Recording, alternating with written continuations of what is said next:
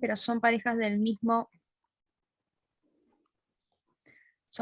sexo, distintos sexos, se integró el matrimonio entre personas de igual sexo, ya no es solo entre hombre y mujer, pluralidad de uniones. Bien. Bueno, sí, más o menos por ahí va la idea o este hilo conductor con el que quería arrancar la clase. Al día de hoy, el código reconoce ya no el único estereotipo o tipo de familia al que se estaba uno acostumbrado a ver, ¿no? Que era la familia padre, madre y sus hijos. Hoy el derecho de familias se ha ampliado su objeto de estudio. Ya no hablamos de papá, mamá, hijo, hija, hoy hablamos de diferentes tipos de parejas, de composiciones diversas. Incluso hasta el derecho de familia hoy está estudiando como objeto de estudio la familia multiespecie, que es aquella familia que incluye, incluso dentro del derecho internacional, se está hablando de familia multiespecie, donde se incluyen hasta los animales, ¿no? Dentro de la familia. Por eso está bueno que vayamos viendo la evolución de los paradigmas desde el código anterior, cómo va evolucionando y qué fundamentos encuentra en este nuevo código que plantea nuevas formas y nuevos proyectos de vida, ¿sí? Bien, como les decía más temprano, en la clase de hoy se va a tratar sobre matrimonio y uniones convivenciales, y la clase del viernes 25 de marzo se va a tratar sobre divorcio para continuar con esta misma línea eh, de material y seguir con la temática de la clase. Bien. Fijémonos sobre el concepto de matrimonio que encontramos. ¿Qué es el matrimonio? ¿Sí? Alejándonos y separándonos de la idea de el matrimonio en un contexto religioso. Lo tenemos que estudiar al matrimonio como una institución dentro del derecho, ¿sí? Entonces, cuando hablamos de matrimonio dentro del derecho, no lo vamos a asociar en principio con ningún tipo de rito religioso, sino más bien como un acto jurídico, ¿sí? Familiar, porque pertenece al derecho de la familia, de los derechos personales, en virtud del cual queda determinada la unión entre dos personas y esta unión va a ser reconocida por la ley. ¿Qué significa que es reconocida por la ley? Que va a tener efectos jurídicos o consecuencias jurídicas, ¿sí? Si lo vemos como Estado civil, ¿sí?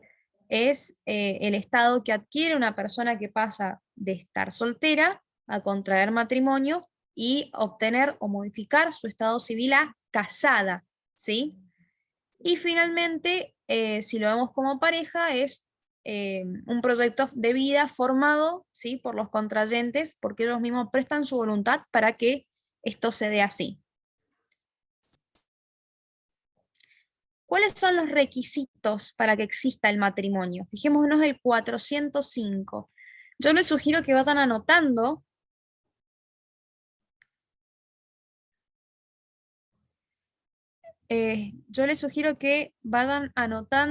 en sus cuadernos, carpetas o libros, apuntes. Les sugiero que vayan anotando el orden en que vamos estudiando los artículos, porque en esta parte del código y en esta materia en especial vamos a analizar los artículos en un orden diferente para que sea más fácil entenderlos, asociarlos y estudiarlos, ¿sí? Ahí veo que en el chat em, se está debatiendo, ¿no? Bueno, todo debate es bienvenido siempre que se encuadre en un marco de respeto, así que por favor les pido, siempre se debate, se discute y se mantiene el respeto.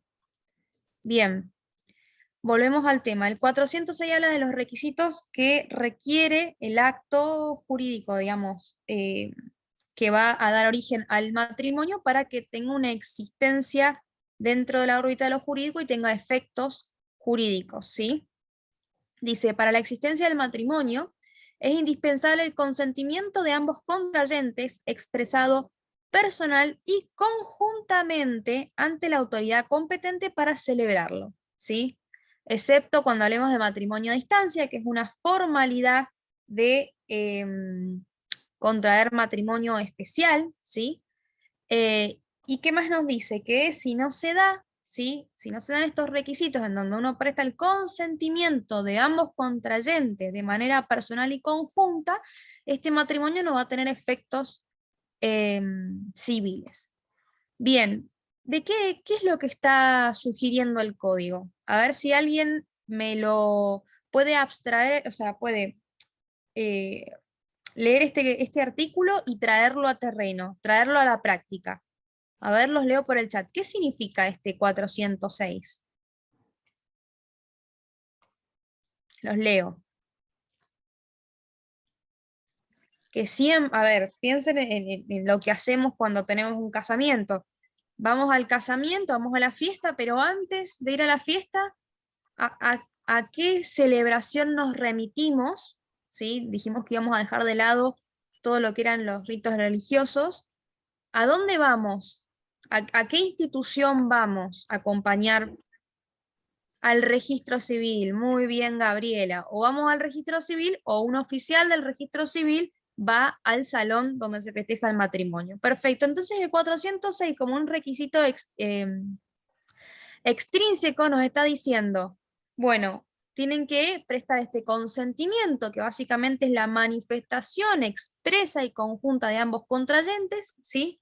Como requisito intrínseco, y como requisito extrínseco dice, lo van a tener que hacer, ¿sí? Frente a la autoridad competente. Esto significa, tienen que hacerlo frente a alguien que dé fe y que esté investido, ¿sí? De esta calidad de autoridad competente. No puede ser frente a cualquier persona, ¿sí? ¿Para qué? Para que tenga efectos civiles válidos. ¿Hasta acá quedó claro? Por favor, me van indicando si se entiende, si necesitan que se vuelva a explicar. Perfecto, Ivana, perfecto, César. Bien. Seguimos. Dijimos entonces que este era uno de los requisitos extrínsecos y en conjunto con los requisitos intrínsecos que tienen que ver con el consentimiento de los contrayentes. Pero hay otro requisito intrínseco que tenemos que tener en cuenta, que es que las personas cuando van a dar el sí, cuando van a manifestar su consentimiento, tienen que tener en cuenta que no tienen que existir impedimentos matrimoniales. Yo les pregunto, así de prima facie, ¿qué se les ocurre a ustedes como impedimento matrimonial?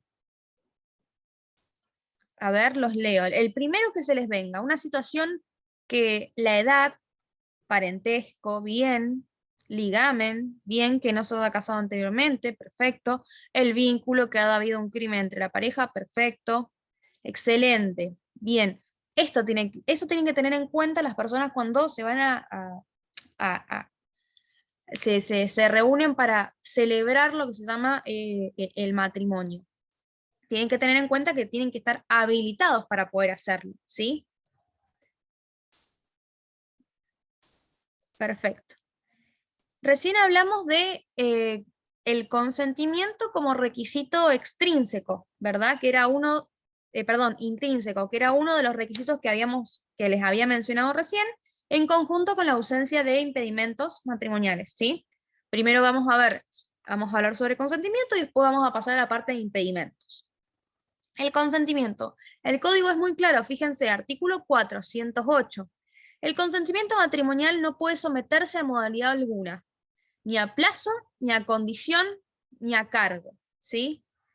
Yo les pregunto, ¿se les ocurre algún ejemplo de esto? Si yo les dijera, ¿les parecería lícito si yo les dijera, por ejemplo, sí, yo me voy a casar con tal persona, si a mí me garantizan que esta persona me va a regalar un Ferrari? ¿A ustedes les parece que las personas podrían? Exacto, exacto, perfecto. Estoy leyendo en el chat. Excelente. Entonces las modalidades, ¿sí? Que son las plazos, condición o cargo, me voy a casar, por ejemplo, solamente por 5 años. No. La idea del casamiento es la posibilidad de proyectarse con el compañero. Entonces, establecer un plazo de por cuánto tiempo me voy a casar, una condición o un cargo, ¿sí? En caso de que me case voy a tener que hacer una donación al tío de mi esposo porque me lo han impuesto. Bien, se tienen, obviamente, se tienen como aquellos elementos que van a afectar la validez del matrimonio. Ahora, vicios del consentimiento. Dijimos que el consentimiento tenía que ser puro y simple. Se tenía que dar de manera personal y de manera conjunta con el otro contrayente, excepto que estuviéramos hablando del matrimonio a distancia que tiene sus particularidades, ¿no? Entonces, cuando hablamos del consentimiento puro y simple, nos dice el 409. ¿Cuáles son los vicios que pueden afectar a este consentimiento? Violencia, dolo o error acerca del otro contrayente, es decir, por ejemplo, que me esté casando bajo amenaza, que me han dicho, mira, vos te tenés que casar con tal persona porque si no, vamos a agredir, por ejemplo, a tu madre, ¿sí? Eso es un vicio del consentimiento, por lo cual, si el consentimiento está viciado, hay uno de los requisitos intrínsecos que no se está cumpliendo para que exista matrimonio válido. ¿Me siguen? ¿Sí? ¿Se va entendiendo? Perfecto.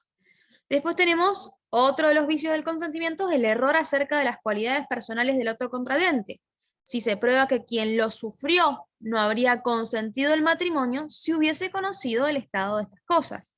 Por ejemplo, yo desconocía una cualidad personal, se me ocurre, yo desconocía que esta persona tenía una familia en otro país. Si yo hubiese sabido que esta persona tenía una familia en otro país, no hubiese consentido, ni hubiese manifestado mi consentimiento para casarme con esta persona. ¿Se entiende? Perfecto. Los voy leyendo en el chat.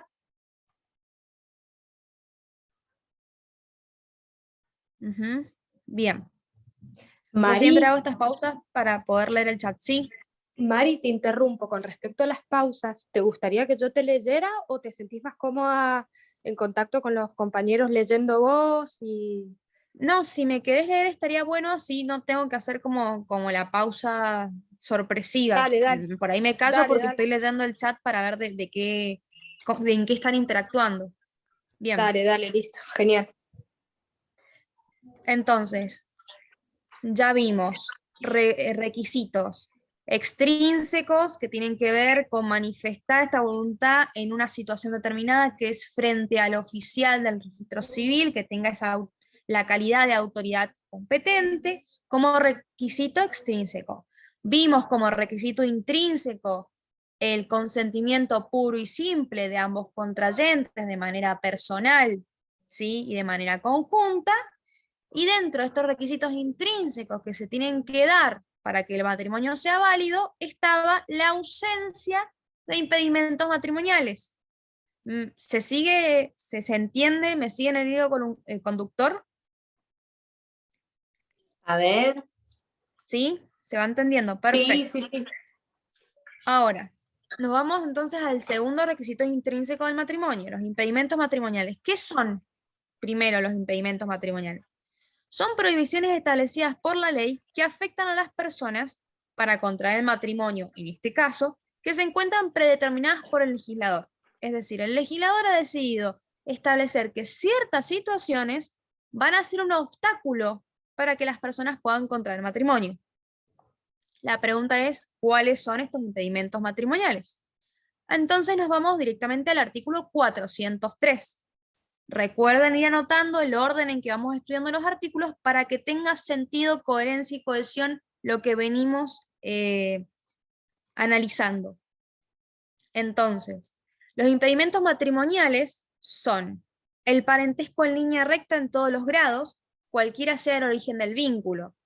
A ver si alguien si alguien está dispuesto a explicar este primer impedimento, o por lo menos explicarlo con un ejemplo.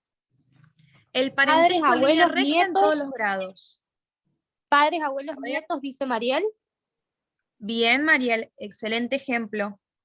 Abuela, nieto, perfecto. Abuela, Padre, nietos. hijo, madre, hija. Perfecto. En línea recta, es decir, desde arriba hacia abajo, o sea, descendiente o ascendiente, ¿sí? En línea recta. El parentesco entre hermanos bilaterales y unilaterales, cualquiera sea el origen del vínculo. Fíjense qué interesante. Bilaterales o unilaterales, ¿se acuerdan cuando vimos en diciembre parentesco? Que yo también di esta clase. Hermanos bilaterales o unilaterales eran aquellos hermanos que compartían los dos vínculos bilaterales, o si solo compartían uno de los vínculos, eran hermanos unilaterales, si compartían papá o papá y mamá, ¿sí? Ahora, fíjense que dice cualquiera será el origen de los vínculos, no importa si la persona que es mi hermano por adopción, que ustedes me dirán, pero entonces ahí no habría un impedimento en cuanto al vínculo sanguíneo, porque él no comparte parte de material genético y no habría lío en ese sentido. Pero acá el código es muy claro, dice, no se pueden casar los hermanos, ni que compartan mamá y papá, mamá o papá solo, ni que sean hermanos originados por un vínculo sanguíneo por naturaleza, o sea originado por un vínculo de adopción, ¿sí? Entre hermanos no se puede admitir el matrimonio. La afinidad en línea recta en todos los grados, un matrimonio anterior mientras subsista. Alguien había dicho en la filmina anterior recién, el ligamen es uno de los impedimentos matrimoniales. Perfecto, yo no me puedo casar si ya tengo un matrimonio anterior. La única manera de poder casarme habiendo sido parte de un matrimonio anterior es habiéndome divorciado con la sentencia de divorcio inscripta debidamente. ¿Sí? Haber sido condenado como autor, estoy leyendo el chat, perfecto. O por Perfecto lo técnicas que de están diciendo, reproducción excelente, asistida. excelente. Entonces, otro de los impedimentos es haber sido condenado como autor, cómplice o instigador del homicidio doloso de uno de los cónyuges. Fíjense que dice homicidio doloso. ¿Esto a qué hace referencia? Que ya sea que yo fui autor, cómplice o instigador del homicidio de mi cónyuge, este tiene que haber sido, dentro de la teoría de la culpabilidad, doloso, no culposo. Es decir, que yo tengo que haberlo asesinado con la voluntad de hacerlo, no por accidente, ni por negligencia, ni por un accidente de tránsito. Si yo les pregunto, por ejemplo, si ustedes venían en el auto sin querer, por un accidente, atropellan, ¿sí? Al cónyuge, ¿sí? Al cónyuge del cónyuge, podría constituirse como un impedimento matrimonial, porque no podría constituirse porque fue culposo, no fue doloso, ¿sí? Mari, te Tener menos de interrumpo. 18 Paola, años. perdón, te interrumpo, dice Paola, ¿cómo sería eso? Dice, Paola Claro, dice que yo haya marcado a mi pareja anterior, matado. exacto. Tiene que ver con eso. Porque imagínense que yo no me voy a casar con alguien que yo ya maté. O sea, que no quiere decir que yo la maté, sino que fui autor, cómplice o instigador del cónyuge, ¿sí? Pero fíjense que lo importante acá es que sepan que se trata de delito de homicidio, pero doloso, siempre doloso, con la voluntad de hacerlo. Después, tener menos de 18 años y la falta permanente o transitoria de salud mental que le impide tener discernimiento para el acto matrimonial. Estos son en principio los impedimentos matrimoniales del 403. ¿Cómo clasificamos? La manera más básica de clasificar los impedimentos: los dirimentes o los impedientes, los absolutos o los relativos. Esta es la manera más clásica y fácil de hacerlo, ¿sí? Los dirimentes son los que no permiten un matrimonio válido y que obligan a anularlo si se hubiese celebrado. Les pregunto a ustedes, un ejemplo de un impedimento de los que ya leímos que sea dirimente. De ligamen, dice. Bien, Edad. la edad, perfecto. ¿Qué edad? Les pregunto. Ya, igual me estoy adelantando porque ya Facundo dice menos de 18. 18, a ver, Menos alguien de que diga 18. otra respuesta. Muy bien, a ver quién fue que lo dijo. Mariel, muy bien. Mariel, ¿estás preparando la materia? Porque estás muy Muy activa en el chat con respuestas que están muy buenas. Está muy afilada, Mariel. Bien, muy bien, Mariel. Excelente. Bien. Impedientes. A ver, un ejemplo. Dices que son aquellos en los que la violación de la prohibición legal no está sancionada con la nulidad del acto, sino con otra pena, como por ejemplo, bueno, el menor que hubiera contraído matrimonio sin consentimiento de sus padres. Después tenemos los absolutos, que son aquellos que impiden el casamiento con cualquier persona. Por ejemplo, cuando falta la mayoría de edad o se tiene menos 14 años, que es lo que hablábamos con Mariel recién, que ya les vamos a explicar por qué estábamos tratando el tema de la edad. Y los relativos que se refieren tan solo a determinadas personas, tales como el parentesco, el crimen, o aquellos, por ejemplo, que tienen efectos preventivos, como que el oficial del registro civil se niega a celebrar el matrimonio, o ese tipo de cuestiones que se pueden subsanar, ¿sí? Entonces lo importante ahí es que ustedes manejen el tema de cuáles son los impedimentos, cuáles son los requisitos extrínsecos, cuáles son los requisitos intrínsecos, dentro de los intrínsecos los impedimentos, el tipo de consentimiento, y dentro de los extrínsecos esta calidad de autoridad competente y situación especial que se debe generar para que el matrimonio tenga efectos válidos, ¿sí? Continuamos. Hay otros requisitos que se deben cumplir, o en caso, estoy leyendo a Ignacio, bien.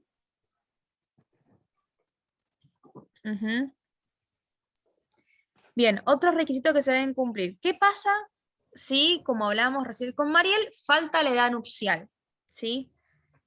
En el supuesto del inciso F, que es justamente lo que acabamos de leer del 403, el menor de edad que no haya cumplido la edad de 16 años puede contraer matrimonio previa dispensa judicial. Acá se van a dar dos situaciones. Tenemos el menor de edad que no cumplió los 16 años y el menor de edad que sí cumplió los 16 años, pero que no llega a tener 18 años. ¿Me explico? Son dos situaciones diferentes. El menor que no ha cumplido la edad de 16 años, es decir, por ejemplo, tiene 15, 14 años, si quiere contraer matrimonio, va a necesitar que el juez le otorgue lo que se llama la dispensa judicial, que lo autorice el juez, ¿sí? Ahora, si el menor ya cumple los 16 años, pero no llega a tener 18, va a poder contraer matrimonio siempre y cuando lo autoricen sus representantes legales. Ojo acá, porque uno tiende a decir que lo autoricen los padres, pero los padres no son nuestros únicos representantes legales. Quizás el menor tiene otro representante legal, que puede ser su abuela, puede ser su tío, ¿sí? Recuerden que la representación legal de los menores va a variar dependiendo de la situación en concreto de la persona, ¿sí? Si no obtiene esta persona la autorización de sus representantes legales, va a acudir a que sea el juez quien le dé la dispensa judicial, ¿sí? Que lo autorice a casarse, a contraer matrimonio. Fíjense qué interesante cómo el mismo artículo nombra el principio de capacidad progresiva. Dice, la decisión judicial, ¿cómo la va a tomar el juez? Teniendo en cuenta la edad y el grado de madurez alcanzados por la persona, especialmente abocado a las consecuencias jurídicas que tendría un acto matrimonial, ¿sí? Entonces, teniendo en cuenta esa situación particular, que es que un menor va a contraer matrimonio, el juez va a analizar si el menor logra, ¿sí?, comprender cuáles son las consecuencias jurídicas de ese acto particular, en este caso, matrimonio, ¿sí? Voy a avanzar un poquito más rápido porque quiero ver toda la parte de terminar matrimonio y ver todo uniones convivenciales, y entiendo que podemos ir viendo lo esencial de cada artículo y después ustedes estudian a profundidad los detalles, ¿sí? Por favor les pido, si se entiende, me van diciendo por el chat. Bien, veo, me gusta que se están respondiendo entre ustedes, eso es parte también del aprendizaje colaborativo y el aprendizaje en grupo, perfecto. Otro de los, otra de las cuestiones que tenemos que ver, que también lo leímos dentro de los impedimentos del 403, era la falta de salud mental, ¿sí? Dice, puede contraer matrimonio alguien que ostente de falta de salud mental previa dispensa judicial, ¿sí? Acá sucede algo similar con el menor. Lo que va a hacer el juez es analizar y ver con ayuda del dictamen de un equipo interdisciplinario. Esto quiere decir que la persona que tenga, que padezca, ¿sí?, falta de salud mental, que sea manifiesta, que sea ostensible, antes de obtener la dispensa del juez, tiene que pasar, ¿sí?, por el control, no sé si es control, pero el análisis de un equipo interdisciplinario, es decir, de profesionales de la salud mental que van a evaluar si esta persona comprende o no las consecuencias jurídicas de este acto, en este caso, de contraer Mari, matrimonio, ¿sí? Carlos Romano dice, ¿la unión convivencial registrada es impedimento? Sí, cuando leímos, ya lo vamos a ver ahora más adelante con los requisitos para unión convivencial. Cuando hablamos de ligamen, hablamos de matrimonio anterior o en este caso de unión convivencial registrada. Sí, es un impedimento. Bien, creo que fue Claudia la que me corrigió, no es control, es evaluación por parte de un equipo interdisciplinario que va justamente a analizar si esta persona comprende o no las consecuencias jurídicas de contraer matrimonio. Por otro lado, hablamos de impedimentos. La pregunta es, ¿quién se puede oponer? ¿Sí? En caso de que se den los impedimentos, ¿quién puede ir a decirle a un juez, señor juez, yo acá encontré este impedimento matrimonial, por lo cual estas personas no pueden contraer matrimonio, o si habiendo contraído matrimonio, este matrimonio es nulo? ¿Sí? Dice el artículo 411. Anoten el orden en que vamos estudiando los artículos porque es la manera de entender esta parte de la materia. El derecho a deducir oposición a la celebración del matrimonio por razón de impedimentos compete al cónyuge de la persona que quiere contraer otro matrimonio, a los ascendientes, descendientes y hermanos de alguno de los futuros esposos, y al Ministerio Público, que debe deducir oposición cuando tenga conocimiento de estos impedimentos, especialmente por la denuncia realizada por las personas autorizadas, ¿sí? Entonces lo puede deducir el cónyuge de la persona que quiere contraer otro matrimonio, ascendientes, descendientes y hermanos, sin importar el origen del vínculo, y el Ministerio Público, ¿sí? Vamos a otro punto dentro del programa que tiene que ver con los derechos y deberes de los cónyuges. Les pregunto, a modo de reflexión, ¿ustedes creen que han variado los derechos y deberes de los cónyuges de lo que se estudiaba antes que surgía el Código de Vélez a lo que surge hoy? Les Sí, pregunto. ponen. Sí, a ver. Sí, A ver si alguno quiere abrir el micrófono y explayarse un poquito más, o bien si quiere explayarse por chat. por chat Bien, sería mejor, Mari. bueno, Sí, por ejemplo, el deber de fidelidad. bien, perfecto. Fijémonos qué nos dice el artículo. Los derechos y deberes de los cónyuges están en 2 artículos. Se puede hablar un montón sobre esto, pero hay que analizarlos. Dice 431, asistencia. Los esposos se comprometen a desarrollar un proyecto de vida en común. Primeras palabras claves que tienen que tener siempre presente cuando hablen de los derechos y deberes de los cónyuges. Proyecto de vida en común. ¿Basado en qué? En 3 pilares: la cooperación, la convivencia y fíjense cómo dice el artículo, el deber moral de fidelidad. ¿Qué significa el deber moral de fidelidad? ¿Por qué aclara que el deber de fidelidad es moral y no jurídico como la cooperación, por ejemplo, o los alimentos, o la asistencia, que sí son deberes jurídicos? A ver, Si alguien está preparando la materia y quiere participar. No se sanciona. Excelente, Ivana, excelente, Sergio.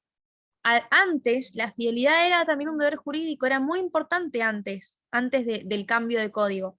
Al día de hoy, la fidelidad queda como un deber moral, es decir, que queda dentro de la esfera de la privacidad, ¿sí? Y la intimidad de la pareja. Si quieren o no quieren ser fieles entre ellos o no, esto no va a ser causal ni de divorcio ni de reclamo, ¿sí? A nivel jurídico. Ahora, alimentos. Los cónyuges se den alimentos entre sí durante la vida en común y la separación de hecho. Los alimentos los vamos a tratar, pero voy a avanzar un poquito más rápido porque la parte de alimentos toma una clase entera, ¿sí? Donde van a ver todos los tipos de alimentos, entre ellos los alimentos que surgen dentro del matrimonio, ¿sí? Y ahí los van a ver con detalle. Por eso los vamos a nombrar, los vamos a charlar un ratito, pero vamos a avanzar un poquito más rápido. Entonces, los cónyuges se deben alimentos entre sí durante la vida en común y la separación de hecho. Con posterioridad al divorcio, la prestación alimentaria solo se debe en los supuestos previstos de este código o por convención de las partes, ¿sí? Y a esto se le aplica el régimen de alimentos entre parientes. Fíjense que los alimentos se deben cuando subsista el matrimonio y la vida común y separación de hecho inclusive. ¿Qué es la separación de hecho? ¿Alguien sabe qué es la separación de hecho? ¿Qué diferencia tiene, por ejemplo, con el divorcio? Exactamente, Gabriel. La separación de hecho es cuando la pareja deja de convivir y deja de compartir este proyecto de vida en común, pero no se ha divorciado. Por eso los alimentos se mantienen, porque todavía no se ha divorciado, no se ha inscripto el divorcio. Bien. Acá tenemos en el 433 la pauta para fijar los alimentos dentro del matrimonio. Lo vamos a pasar, porque como les digo, esto lleva una clase entera que va a tratar solamente de alimentos.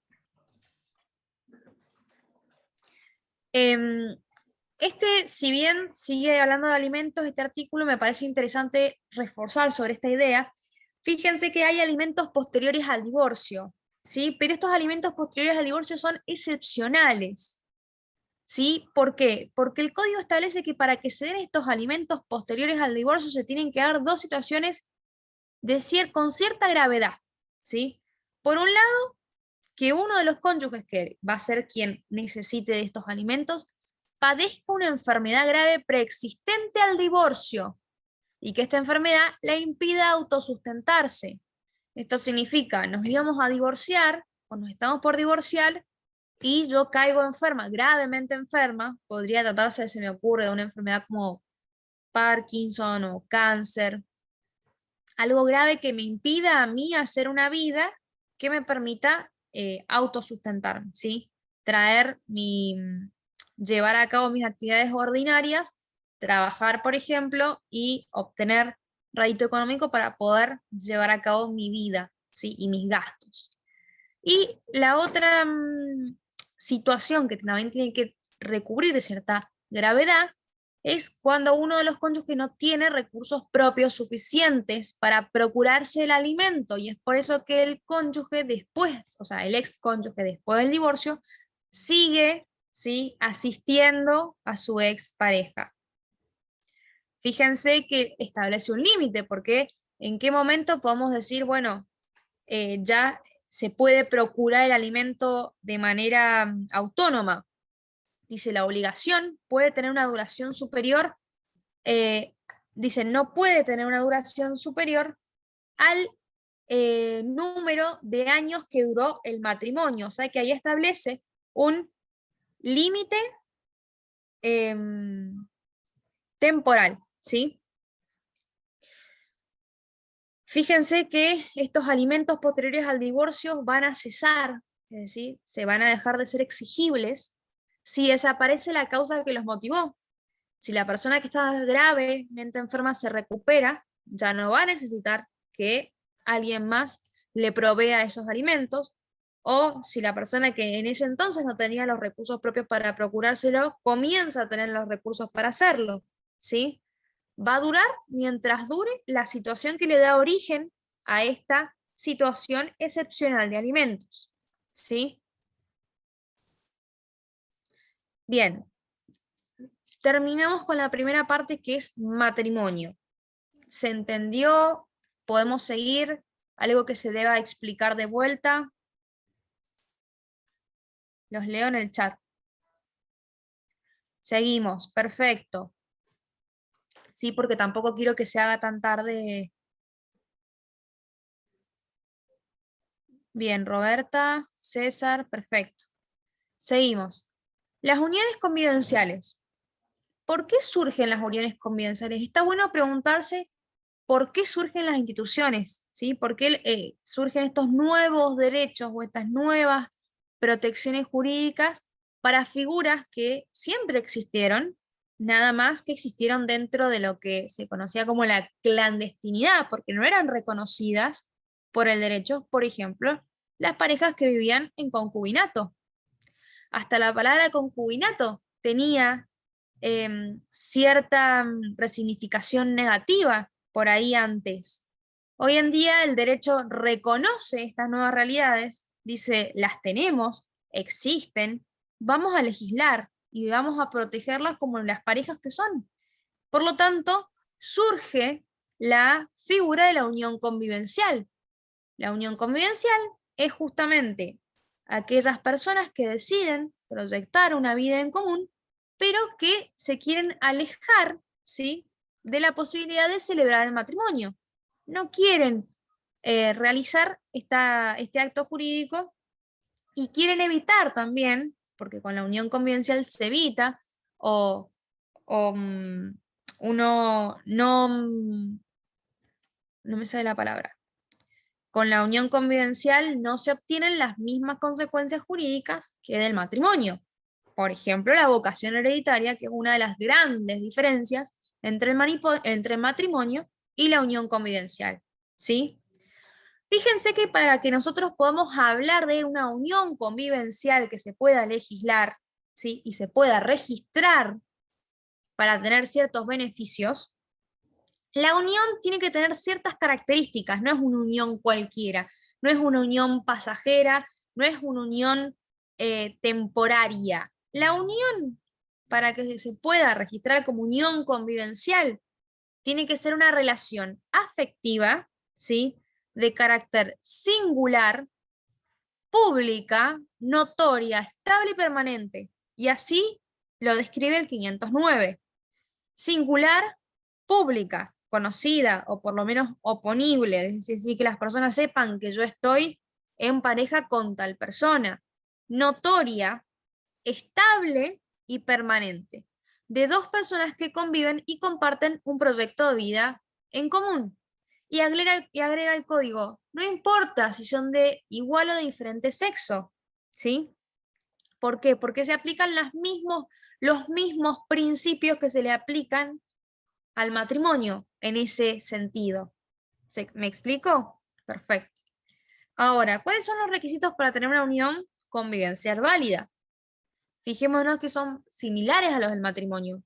Personas que integren la unión, que sean mayores de edad, que no estén unidos por vínculos de parentesco en línea recta ni colateral, ¿sí?, hasta el segundo grado, que no estén unidos por vínculos de parentesco por afinidad, igual que en el matrimonio, y que no tengan impedimento de ligamen, ni esté registrada otra unión convivencial anterior. Y acá se agrega un requisito que el matrimonio no lo tiene, que es que acá, para poder constituir una unión convivencial válida, la convivencia se debe mantener por un periodo no inferior a 2 años. ¿Sí? Cuando uno va a registrar una unión convivencial, que se registra en el registro civil, presentando DNI, ¿sí?, el pacto de convivencia si lo hubiere, es requerido que se establezca esta convivencia de un periodo que no vaya a ser inferior a 2 años y después se vaya renovando cada 2 años, ¿sí?, esa unión convivencial. ¿Alguno de los alumnos que está acá en la sala ha realizado este trámite y nos quiera contar, aunque sea por chat, cómo lo realizó? ¿O qué documentación llevó al registro? Magalí. Estaría bueno porque esto es derecho también. Si bien es un trámite que no exige mayor formalidad, esto es derecho y ustedes cuando estén ejerciendo y tengan un cliente que les pregunte o le haga una consulta sobre unión confidencial, tienen que saber en la práctica cómo se constituye. Acá Magali dice, yo fui sin testigos. Hay otras personas que llevan 2 testigos para constituir la unión confidencial. Fíjense que Gabriel dice, yo fui de testigos de unos amigos. En Paraná, dice Facundo, te piden testigos. Perfecto. Paola dice, toda prueba para demostrar unión convivencial es válida. Excelente. Bien, como les estaba comentando, las uniones convivenciales para poder ser oponibles a terceros se registran, ¿sí? ¿A dónde? En el registro civil. ¿Sí? Estamos hablando siempre de la misma institución que se encarga de estas instituciones jurídicas. La existencia de la unión convivencial, su extinción y los pactos que los integrantes de la pareja hayan celebrado se inscriben en el registro que corresponde a la jurisdicción solo a los fines probatorios. No procede una nueva inscripción de unión convivencial sin la previa cancelación de la existente. ¿Sí? No recuerdo quién preguntaba si también esto era un impedimento para el matrimonio. Sí, es tanto para el matrimonio como para la unión convivencial. La registración de la existencia de la unión convivencial debe ser solicitada por ambos integrantes, ¿sí? A diferencia de la cancelación de la unión convivencial, que puede ser solicitada por uno de los integrantes, ¿sí? De manera unilateral, al igual que haciendo una comparación y extrapolando la figura, al igual que el divorcio, que puede ser unilateral o bilateral, la cancelación de la unión convivencial en el registro civil también puede ser unilateral o puede ser bilateral.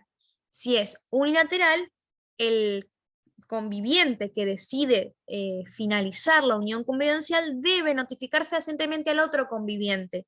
¿Cómo se notifica fehacientemente? Por ejemplo, con una carta documento, ¿sí? Con el acuse de recibo, se lleva esa documentación al registro y se puede cancelar de manera unilateral una unión convivencial. Eso es un buen dato para que lo apliquen en la práctica.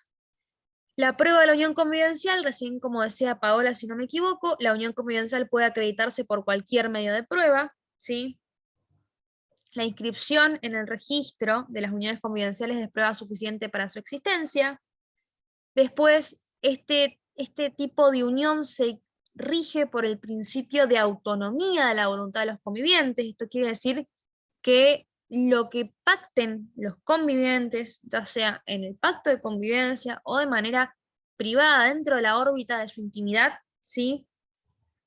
Tiene fuerza vinculante entre ellos, ¿sí? El pacto de convivencia que vamos a ver a continuación, si se presenta, se debe presentar de manera escrita.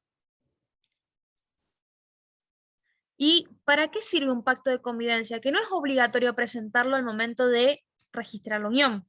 No es obligatorio. Puedo hacerlo como puedo no hacerlo. Si lo hago, lo estoy haciendo por estos 3 motivos.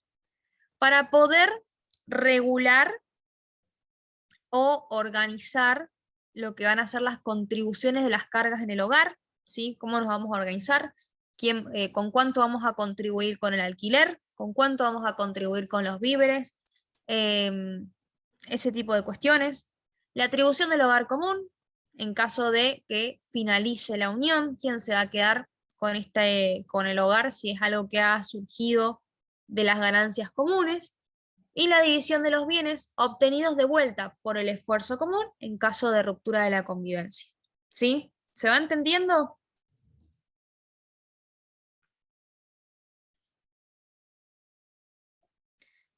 Bien, veo que están interactuando entre ustedes, me parece fantástico, excelente. Los límites.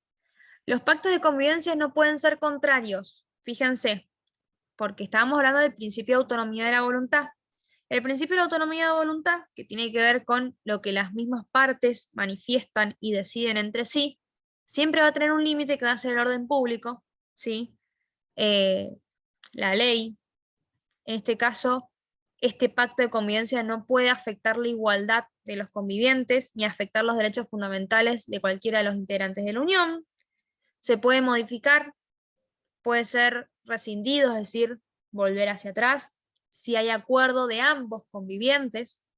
El cese de la convivencia extingue los pactos de pleno derecho hacia el futuro. Una vez que termina la convivencia, el pacto que se hubiese acordado y que se hubiese presentado como pacto de conviviente al momento de la registración, ya queda sin efectos para el futuro. Y fíjense que, como les digo, el tema de la registración tiene que ver y tiene su fundamento en en el valor o en la sí, en el valor que da la prueba de la unión convivencial, y va a ser oponible esta unión, es decir, si yo quiero que los demás respeten esta unión y no agredan, por ejemplo, a acreedores ciertos bienes, va a ser oponible siempre y cuando se haya registrado, ¿sí? Y a partir de la inscripción en el registro, comienza la oponibilidad erga omnes de esta unión, es decir, somos para la sociedad una unión convivencial constituida, ¿sí? De acuerdo a la ley. Efectos de las uniones convivenciales durante la convivencia. Fíjense, ¿qué pasa si nosotros no tuvimos pacto? Como les dije, puede estar como puede no estar. Si no tenemos pacto, cada integrante de la unión va a ejercer libremente las facultades de administración y disposición de los bienes que sean suyos. Cada uno administra y dispone sus bienes propios, ¿sí? ¿Se entiende? Dentro de la unión convivencial seguimos sosteniendo el deber de la asistencia, igual que en el matrimonio. Lo mismo con la contribución de los gastos del hogar, ¿sí? ¿Qué pasa cuando adquirimos deudas frente a terceros? Muchas veces, si se saca, por ejemplo, un préstamo o un electrodoméstico en alguna empresa donde nos hayan solicitado su estado civil y uno por ahí dice que están en unión convivencial, en este caso, si de manera conjunta han adquirido una deuda, ¿sí? Para el hogar que es sede de esta unión convivencial, estos convivientes van a responder solidariamente, ¿sí? Los dos van a responder, no solamente quizás quien prestó la tarjeta para adquirirlo, sino que los dos van a responder. Eso es importante. Bien. Y veamos, para ir cerrando, porque ya son las 9:05. ¿Cómo podemos hablar, qué causas son las que le dan un cierre o una ruptura de una unión convivencial? La muerte de uno de los convivientes, una causa natural. La sentencia firme de ausencia con presunción de fallecimiento. ¿A quién se le ocurre un ejemplo? Yo les voy a tirar una pista, a ver si se les ocurre un ejemplo con esto. Hace poco, o relativamente poco, tuvimos en Argentina una situación muy compleja con el buque Ara San Juan, ¿sí? ¿Qué hubiese pasado en ese entonces si nosotros teníamos una reunión convivencial inscripta con alguna persona que hubiese estado al servicio del Ara San Juan y que desapareció como desapareció el buque? A ver. ¿Continúa o no continúa esa unión? Bien, cesa porque hay presunción de fallecimiento. Perfecto. Sí, Claudia, el 85, 83, si no me equivoco. Bien.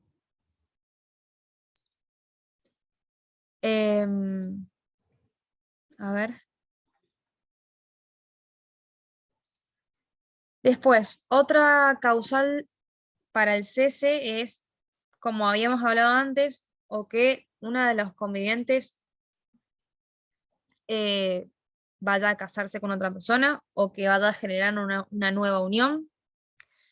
Si los convivientes deciden pasar de una unión convivencial a directamente casarse, no van a subsistir las dos figuras. Se cae la unión y nace el matrimonio. Por mutuo acuerdo, si han decidido, como les digo, separarse, o por voluntad unilateral, como les comenté anteriormente, con la posibilidad de cancelar la unión, la registración, digamos, cancelar la inscripción en el registro de la unión, siempre que lo notifique fehacientemente. O por el cese de la convivencia mantenida. Pero fíjense que acá el código también aclara que la interrupción de una convivencia no va a implicar el cese si la interrupción de la convivencia se da porque uno de los convivientes, por ejemplo, tiene que viajar por trabajo, ¿sí? Y se tiene que alejar del hogar en donde estaban conviviendo porque resulta que está trabajando por 3 meses o por una temporada en otro país. ¿Hasta acá se entiende? Ya les prometo que vamos a ir cerrando en un ratito. En un ratito ya cerramos. Bien, ¿qué efectos tiene el cese de la convivencia? Fíjense, esto es lo mismo, es la misma figura que se aplica en el matrimonio cuando se habla de divorcio, ¿sí? En realidad es la misma figura cuando se habla de divorcio dentro de la órbita del matrimonio, que se habla de la famosa compensación económica. ¿Y cómo lo describe el código? Dice, cuando uno de los convivientes al cesar la unión convivencial sufre un desequilibrio manifiesto económico que empeora su situación económica por la separación, el otro conviviente puede sostener y puede estar obligado a dar una prestación única o una renta, ¿sí? Para poder sanear o para poder equilibrar este desnivel económico que se ha generado por la ruptura de la unión convivencial. Se los llevo a la práctica. Yo estoy con mi pareja en una unión convivencial, tenemos, no sé, 3 hijos, yo he dedicado toda mi vida, digamos, dentro de todo este tiempo de pareja y con la unión, en la unión convivencial, lo he dedicado a la crianza de mis hijos.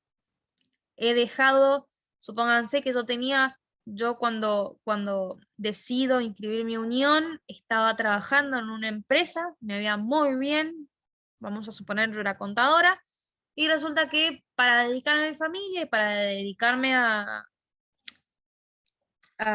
organizar el hogar, decido renunciar y quien genera, digamos, la entrada o el ingreso económico es mi pareja, ¿sí? Hasta acá quedó más o menos planteado el ejemplo. Bueno, yo entonces me dedico a criar a mis hijos, a dedicarme al hogar y qué sé yo, abandono todo mi trabajo y todos mis ingresos y dependo exclusivamente del ingreso que genera mi pareja. Resulta que nos separamos y cuando nos separamos yo me quedo sin nada.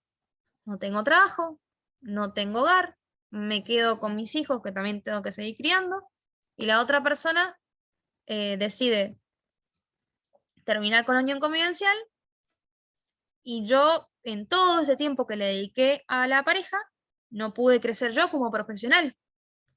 Entonces existe la posibilidad de que yo le diga, bueno, mirá, como yo dediqué tanto tiempo, requiero ahora que vos por unos meses o hasta máximo creo que son 2 años, si no me equivoco en el plazo, necesito que me sigas asistiendo con esta compensación económica, porque al generar la ruptura, yo había dedicado mucho de mi tiempo y muchas de mis herramientas a mantener el hogar y resulta que ahora la separación genera en mí un desequilibrio económico manifiesto y grave. Pero esto se tiene que probar.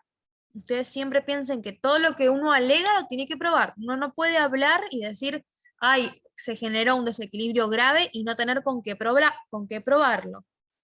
Es fundamental que se pueda probar. Estoy leyendo, sí, 2 años, dice Beatriz.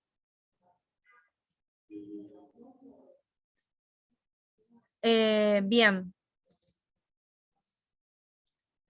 Cese de la convivencia, efectos.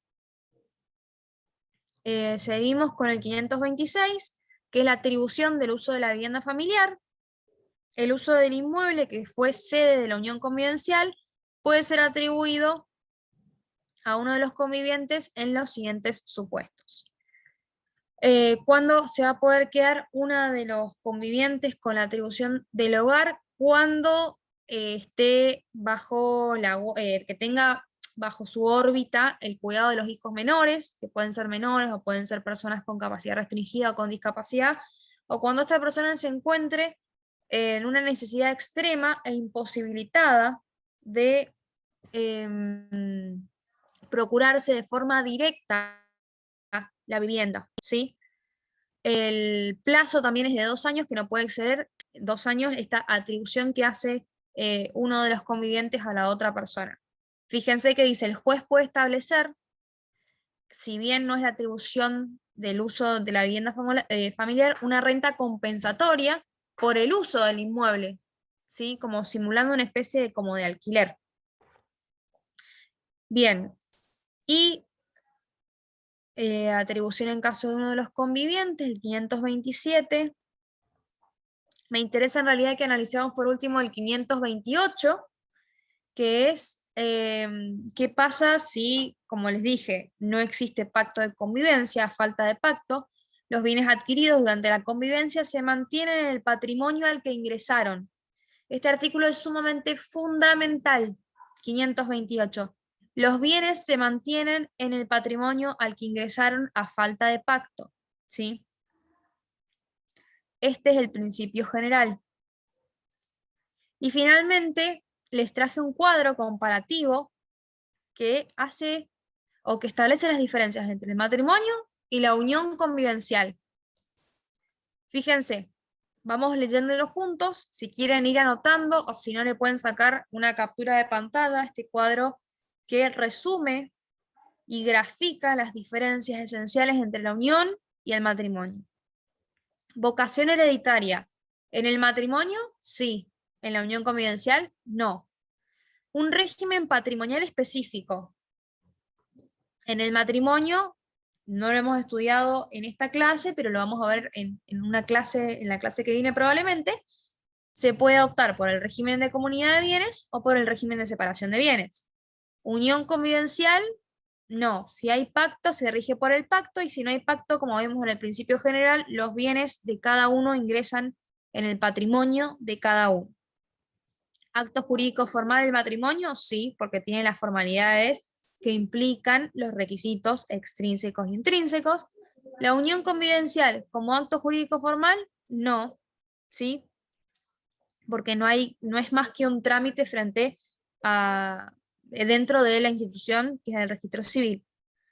Convivencia, ¿exige plazo el matrimonio de convivencia? No, mientras que la unión convivencial sí, con un plazo mínimo de 2 años como requisito. Estado civil, ¿modifica el matrimonio? Sí, habíamos dicho que el matrimonio se podía entender como acto jurídico o como modificación de estado civil, mientras que en la unión convivencial no se modifica el estado civil, sigo siendo soltero, ¿sí? Atribución del uso de la vivienda familiar luego de la disolución, sí se admite en el matrimonio y sí se admite en la unión convivencial. Compensaciones económicas sí se admiten en el matrimonio, sí se admiten en la unión convivencial. Pero en el matrimonio da la opción que se dé de 3 maneras y en la unión convivencial da la opción que se dé de 2 maneras, ¿sí? En el matrimonio como una prestación única, como una renta por tiempo determinado o como una renta por tiempo indeterminado, mientras que en la unión convivencial se da de 2 maneras, como una prestación única y una renta por tiempo determinado. ¿Qué similitudes encontramos entre el matrimonio y la unión? Como dijimos, los principios que se aplican tanto en el matrimonio como en la unión, se pueden hablar de pareja de 2 personas del mismo o diferente sexo. También se habla de contribuciones a los gastos del hogar, de la responsabilidad por deudas, de la protección de la vivienda y de este proyecto de vida en común. Bueno, con esto terminamos la clase de hoy. Espero que les haya sido útil, que hayan entendido, que sea una herramienta que puedan usar para preparar EFIP 2. Y bueno, desde Estudiantes Digitales les agradecemos su presencia. Muchísimas gracias. Cualquier duda nos pueden contactar por Instagram, por Facebook, por los grupos de WhatsApp. Así que muchísimas gracias. Agus, ¿estás por ahí?